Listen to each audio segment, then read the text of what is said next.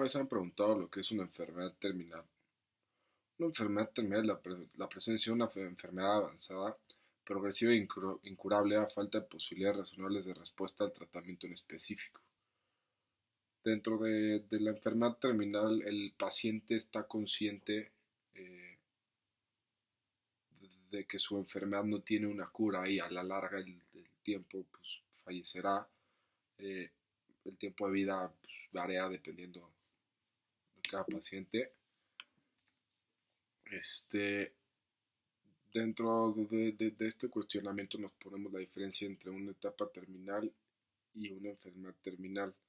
La etapa terminal es cuando la enfermedad ya ha sido diagnosticada y se pronostica un tiempo de vida, por lo regular siempre es menor a un año o incluso menores de 6 meses. Eh, lo normal es menores a 6 meses. Esta etapa es cuando ya se sabe que uno va a fallecer y es por el falla, empieza a fallar el cuerpo por uno o más órganos, y esta etapa terminal es conllevada va de la mano junto con la enfermedad terminal, es aquella enfermedad que no presenta cura, perdón, puede ser controlada bajo ciertos medicamentos. Eh, un poco los antecedentes aquí a tratar de las enfermedades terminales es que pues, dentro de la Edad Media se le conoció como pues, muerte doméstica. eh, Luego ya lo que es el siglo XIX era muerte del otro. Luego en, en la Primera Guerra Mundial se le empezó a conocer como pues, una muerte prohibida, algo muy como oscuro, algo malo. No era algo como aceptado, por así decirlo. Luego en el siglo XX pues aumenta la expectativa de la vida. Esto es por el avance tecnológico que ha tenido la misma medicina que trae al mundo, pues, un mundo lleno de nuevas tecnologías. Luego en 1970 pues empiezan a empezar estas organizaciones de hospicios para los enfermos con enfermedades terminales o etapa terminal, que es pues, básicamente se llevaba a la persona y ahí mismo pues, le daban como algún tipo de cuidado, un cuidado específico. Y luego pues, ya en 1980 empieza lo que es el cuidado doméstico, a veces se le conocía como medicina paliativa, que es pues, el cuidado no para curarte la enfermedad, sino para tratar de que sea lo menos doloroso o el proceso sea más fácil de lo que se acostumbra. Luego en 1990 el gobierno pues, se empezó a financiar los cuidados de los pacientes paliativos. Dentro de las instituciones que tenemos, pues, muchos son de casas hogares, fundaciones, dependencias gubernamentales, centros de cuidados paliativos, este, fundaciones, organizaciones nacionales y a nivel mundial, que dentro de ellas pues, tenemos a MAFRE, a La Positiva, a ING, a CEMEFA, a CEDEPAL, a la CCPAM, que es Centro de Cuidados Paliativos de México. Son varias las instituciones que apoyan y aportan para el día a día de esta de este proceso para un enfermo que se encuentra en etapa en una enfermedad terminal y que va a pasar a alguna etapa terminal. Este, la verdad es que en su mayoría estos cuidados paliativos se tratan de dar en el hogar para que el paciente pues, siempre se sienta como cómodo, no es necesario siempre llevarlos a los hospitales y por lo general se da más en el lugar doméstico, que además es con mayor facilidad donde la familia puede ver al paciente y donde también el paciente, pues lo más importante es que él se sienta cómodo con, con lo que se le está dando. Un poco en lo que es la situación nacional, pues eh, en México alrededor de 600,000 personas al año mueren, en donde dice la OMS, la Organización Mundial de la Salud, que pues, casi o por lo menos la mitad de este número que se nos da eh, fallecen por enfermedades terminales y algo muy triste en México es pues, todos conocemos que México es un país de bajos recursos, a lo mejor no es un país de primer mundo, las instalaciones médicas que tiene, pues el gobierno no ha aportado lo suficiente. Y aquí pues, lo importante a destacar es que en México pasa mucho que estas enfermedades terminales que se tienen, a la gran mayoría de la gente que le pasa es gente de bajos recursos y estas personas de bajos recursos pues no pueden, también no se les da la facilidad de que las instalaciones para los cuidados paliativos a los que el gobierno les va a pagar estén cerca, por lo tanto pues tienen que hacer pues, largos viajes, gastos, incluso ya muchos no llegan por el tiempo también es muy importante que pues dentro de cada estado no hay un centro de cuidados paliativos, es individual, es, o sea, es uno por capital de estado, no es uno por cada ciudad, entonces pues, son como que muy exclusivos en su mayoría, son de instituciones privadas y no públicas, es algo que afecta mucho en México en la infraestructura y da de hablar mal de México, un mal sabor de boca, por así decirlo. Creo que es muy importante pues, reconocer que la situación en México en cuanto a los cuidados paliativos, a pesar de que el gobierno y la Secretaría de Salud pues, tratan de mejorar esto día a día, va en un proceso muy lento, yo creo que más lento de lo esperado, a pesar de que pues, hay leyes que protegen a estos enfermos y todo, pues, alguna de esas leyes que podemos ver es el artículo 166 bis 3, donde dice que los pacientes enfermos en situación terminal tienen pues, ciertos derechos, que es recibir atención médica integral, que siempre se les sean los doctores honestos, que les digan las cosas como son. También se tiene que ingresar a las instituciones de salud cuando requiera atención médica, dejar voluntariamente la institución de salud en el que esté hospitalizado, es decir, pues, el paciente puede decir, pues yo ya no quiero seguir el proceso de cuidados paliativos, yo quiero seguir el proceso normal, y pues eso es una decisión que el mismo paciente debe tomar. Todo esto es parte de los derechos, como solicitar al médico que administre los medicamentos que te mitiguen el dolor, optar por los cuidados paliativos en un domicilio, no necesariamente tiene que ser en un hospital, tú puedes ir al hospital, platicar y que te den esos cuidados dentro de casa, que sería lo mejor. También tenemos el artículo bis 166, bis 5, perdón, la situación terminal o en paciente en situación terminal es que tiene pleno uso de sus facultades mentales, tiene derecho a la suspensión voluntaria del tratamiento curativo y como consecuencia, pues, el inicio de un tratamiento paliativo. O sea, básicamente aquí en México lo que hace la ley en sus distintas presentaciones es darle al enfermo el derecho de escoger qué es lo que quiere y cómo quiere que su vida vaya haciendo. Esto es muy importante. Sí se protege, sin embargo, como les decía, esos enfermos que ya están en ese proceso de la vida en etapa terminal o en enfermedad terminal, pues el recurso que tienen es bajo, no les alcanza, es relativamente, creo que México no ha hecho el esfuerzo necesario, a pesar de que dicen sí haberlo hecho. Además tenemos a la OMS aquí, que nuevamente en México creo que todas estas instituciones no están bien establecidas desde mi punto de vista. Algo aquí, la verdad es que a mí se me hace un tema pues, de manera muy delicada, creo que es un poco difícil reconocer que México es un país que da buenos servicios a sus pacientes. Como mi compañero les explicó la situación nacional, yo les voy a explicar lo que es la situación internacional de las enfermedades terminales y la etapa terminal.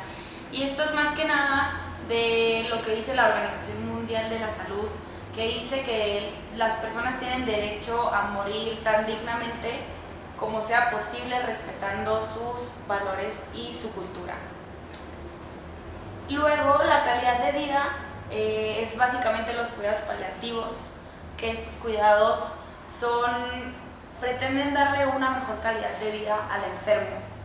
Y así como también se preocupan por el bienestar del enfermo, se preocupan por el bienestar de la familia, para controlar el dolor y atención espiritual y cualquier tratamiento que involucre los síntomas de esta enfermedad.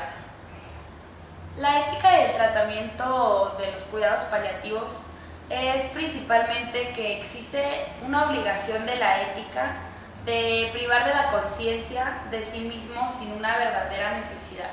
Unos 3 millones de pacientes terminales recibieron cuidados paliativos actualmente, y solo 20 países del mundo han integrado adecuadamente los cuidados paliativos en los sistemas de atención sanitaria. Bueno, y existen también lo que son los cuidados ordinarios, que estos cuidados, por ejemplo, involucran lo que es la alimentación del paciente, ya sea por alguna sonda gástrica, y si se espera una supervivencia razonable podría también incluir la alimentación gastroenterómica. Durante los meses de septiembre y octubre, el Consejo Ejecutivo de la Organización Mundial de la Salud instó a los países a reforzar la asistencia paliativa e integrarla a los sistemas de salud. Esto quiere decir que la Organización Mundial de la Salud promovió en 20 países establecer los cuidados paliativos para una mejor calidad de vida de todos los enfermos terminales. Aproximadamente una tercera parte de quienes necesitan los cuidados paliativos tienen cáncer, y se sabe que el cáncer puede ser brutal y puede acabar con tu vida en meses y tal vez en años, y más que nada existen términos generales de que existe la obligación ética de no privar de la conciencia de sí mismo sin verdadera necesidad. Sin embargo, cuando se pretende la supresión de la sensación dolorosa y existen motivos serios, las circunstancias no imponen lo contrario. Se puede evitar el dolor, aunque los narcóticos lleven consigo mismo la supresión o disminución de la conciencia. Aquí esto es todo un tema muy controversial, la ética del dolor de los cuidados paliativos, porque pueden involucrar tratamientos muy bruscos. Si la tercera parte de las personas con estos cuidados están recibiendo quimioterapia, la quimioterapia puede acabar con el cuerpo, y es por eso que entran después los principios éticos hacia el enfermo terminal, que se encuentra en una situación de, pues más que nada, enfrentando a la muerte. Las principales enfermedades terminales en el año 2013 al año 2020, que todavía no estamos en ese año, pero hasta ahorita, las principales enfermedades que han llevado a la muerte a estas personas y las han estado en empiezan con una enfermedad terminal y después pasan a la etapa terminal, que es donde desgraciadamente fallecen, han sido el Alzheimer, el cáncer de próstata, enfermedades del corazón, SIDA, los paros cardíacos. Y luego vamos a hablar un poco del juicio ético, que aquí podría entrar el principio de autonomía, porque cada persona, cada enfermo que se encuentra en etapa terminal o que tiene una enfermedad terminal tiene la autoridad ética y legal para renunciar a cualquier cuidado. O sea, cada paciente tiene la decisión de escoger si quiero recibir, no sé, quimioterapia, si quiero someter a mi cuerpo a tanto desgaste, o si la enfermedad requiere de operaciones o medicamentos que igual y al tiempo te pueden traer ciertas consecuencias. Cada persona puede decidir recibirlos o no. Es por esto que, en nuestra opinión, es el principal juicio ético. Otro juicio ético que también entra en esta enfermedad es el principio de la beneficencia, porque los cuidados de la salud deben buscar el bienestar del paciente o la paciente, y siempre deben estar basados en sus principales metas y, claro, sus valores. Este principio, más que nada, es tomar en cuenta a los pacientes, pero siempre buscando un bienestar, siempre estar buscando el lado positivo, mejorar y, pues claro, hacerlos sentir mejor. La eutanasia propiamente es un medio por el que se causa de manera directa la muerte de un paciente, generalmente de algún paciente ya terminal, pero a veces también se aplica en pacientes que van empezando alguna enfermedad. Así es como podríamos definir la eutanasia. Ahora, esta eutanasia puede ser como de dos tipos, puede ser una eutanasia activa o una eutanasia pasiva, ¿no? La eutanasia activa es cuando directamente yo causo la muerte del paciente. En algunos casos, por ejemplo, en los países, los pocos países donde está legalizada la eutanasia, que es lo que hacen, directamente le inyectan al paciente de manera intravenosa alguna sustancia que lleve a la muerte, por ejemplo, altas dosis de algún barbitúrico, ¿no? O algunas otras sustancias que causan directamente la muerte. Sí, está aprobado en Holanda, está aprobado en Estados Unidos, en Oregon, ¿no? En Suecia, me parece, es el que yo ya no estoy tan seguro, pero son 2-3 países donde está legalizada. Y está legalizada solo para casos extraordinarios. En los casos en los que un paciente ya es incurable, tiene una enfermedad crónica, está sufriendo mucho el paciente, y entonces en esos casos se acepta la eutanasia que se llama activa, y en esos países, ¿verdad? Claro. ¿Y la pasiva? Y la pasiva, en cambio, es cuando se le dejan de administrar los insumos mínimos para que sobreviva un paciente. Le pongo un ejemplo. Una paciente en Estados Unidos, un juez de Estados Unidos decidió que la paciente estaba inconsciente, llevaba muchos años en un coma profundo, aunque podía ya comer por sí misma. La paciente se llamó Terrisquiavo, ya podía comer por sí misma, respirar por sí misma.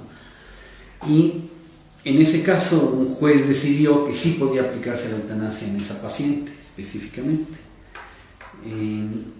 Y entonces le aplicaron una eutanasia pasiva, que la mera verdad es que fue pues una mala decisión, porque la eutanasia pasiva entonces fue dejar de darle de comer, dejar de darle líquidos hasta que ella muriera. Es más cruel, ¿no? Pues es más cruel, finalmente. Y la tuvieron así durante 8 o 10 días hasta que ella falleció. Un caso muy discutido, obviamente, porque además el esposo es el que no quería mantener a ella.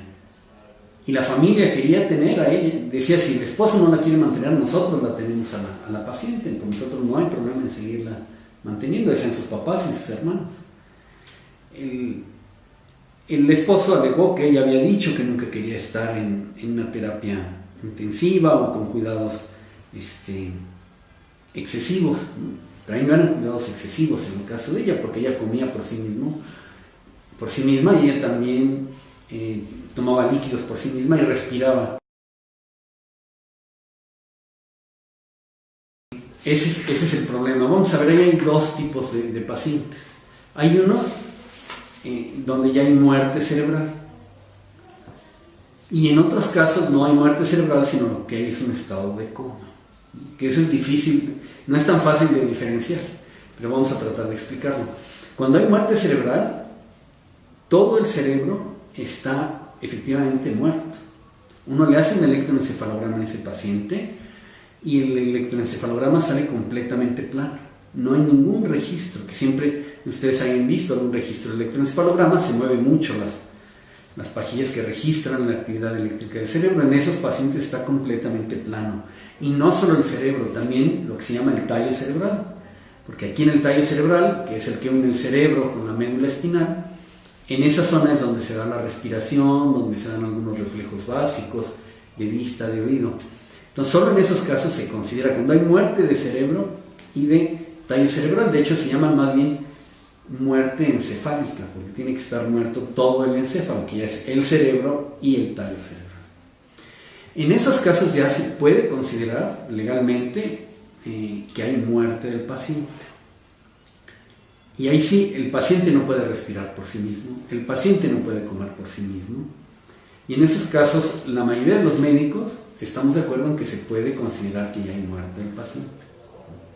Conste que la mayoría, hay algunos que dicen que no debería considerarse ya como muerto. Es interesante, y hay una polémica muy interesante, porque hay quien dice, no se debe de considerar como muerto el paciente. Pero bueno, la mayoría sí aceptamos. Yo también personalmente pienso que ya el paciente se debe considerar como muerto, porque yo en el momento en el que le quito el respirador a este paciente, en ese momento él deja de respirar y en 5 minutos deja de latir el corazón. Okay. Pero esa es la muerte cerebral. El coma, en cambio, son pacientes que es todo lo contrario. Ellos, dependiendo de la profundidad del coma, pero eso sí, siempre respiran por ellos mismos, y generalmente ellos mismos degluten también, pero no tienen comunicación con el exterior. No pueden hablar, no pueden oír. Aunque ahora se ha estado demostrando cada vez más que estos pacientes con coma sí escuchan, y muchas veces escuchan y entienden bien lo que están oyendo. Es muy frecuente que suceda eso. Entonces, depende de cada paciente. Depende de cada paciente. Okay. Pero muchos de ellos, aún estando en coma, escuchan lo que están diciendo. La gente, pues que no pueden hablar, inclusive se desesperan porque no pueden comunicarse con la gente con la que están oyendo hablar. Personas que vuelven del coma así como después de años, tienen algunas, cada paciente cada caso no es diferente, pero en general hay como consecuencias de haber estado tanto tiempo en coma. Cuando regresan completamente, no, hay muchos casos, hay de casos a casos, pero hay muchos casos donde regresan y están completamente conscientes, ¿no? Algunos inclusive se acuerdan de lo que estaban viviendo estando en estado de coma. No todos, hay otros que durante el estado de coma estaban como en profundo sueño, ¿no?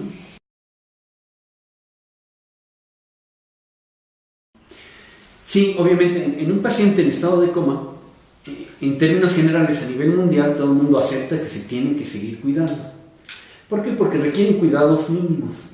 Es decir, que requiere, pues necesita que se bañe diariamente, que se mueva, que se cambie de posición a ratos, porque si no surgen a veces lo que se llaman escaras de decúbito, unas llagas en la piel. Necesito darle de comer. Si él no puede deglutir por sí mismo, con una sonda nasogástrica o a veces directamente con una sonda de abdomen al estómago, se le puede dar de comer. Son cuidados mínimos, ¿no? Y hay que considerar que algunos de ellos llegan a despertar, aunque son pocos, ¿no?